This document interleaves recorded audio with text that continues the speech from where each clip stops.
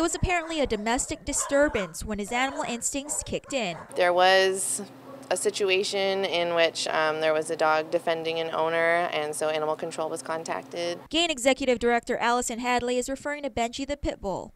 Early Friday morning, police and animal control were called to Benji's family's Sinajana home after he reportedly bit his owner in the legs. While the victim was rushed to the hospital, Benji was transferred to GAIN. When an animal bites, cats included, they are brought up to GAIN to be held for 10 days. The 10-day hold is basically just to make sure that the animal does not show any signs of rabies, which is, of course, for the benefit of the animal, the persons involved, and for the community, just to make sure that everybody's safe. But it appears Benji was only trying to keep one of his masters safe. This according to territorial veterinarian Dr. Tom Poole, who will have the final say in Benji's fate. According to Dr. Poole, the victim in this case sustained non-life-threatening bites to both his thighs. The victim is the dog's owner.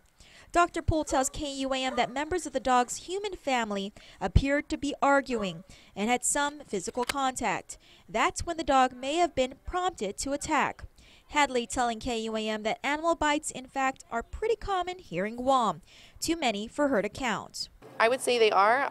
It's a lot of times it's not reported, but I know that with GAIN trying to be out in the community a lot more and animal control getting out there, we're trying to educate the public about the importance of letting people know to prevent the possibility of rabies. Though pit bulls for some have a bad reputation, Hadley says it's really up to the dog's personality and how the owner raises the pet. They do, and there's a handful of other breeds too that do have kind of that reputation of being extra aggressive.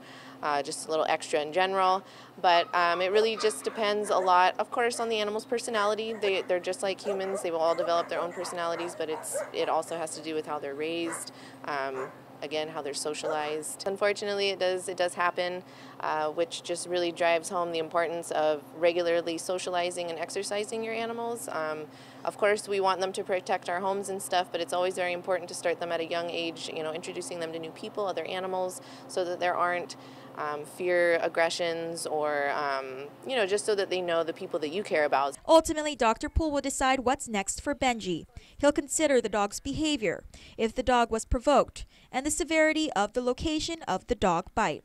At this time, he tells KUAM it's too early to tell.